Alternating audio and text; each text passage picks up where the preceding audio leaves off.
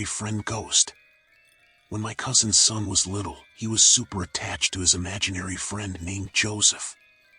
He would take Joseph everywhere and do things like demand that his parents buckle him into the car.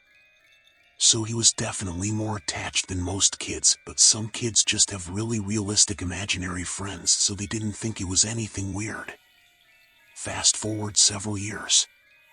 My cousins have moved out of that house and their son is a lot older. One day, the dad runs into the family who had bought the house from them who has a little boy of their own.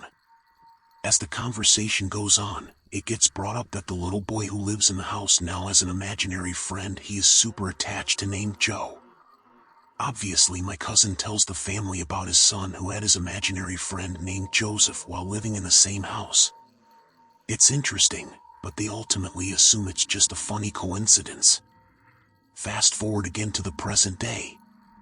The last family moved out of the house and for several years it sat vacant. Recently, someone bought the house and renovated it.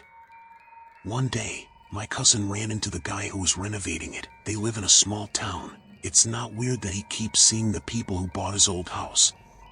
They were talking about the house, and my cousin mentioned the funny coincidence about the two boys having an imaginary friend with a similar name.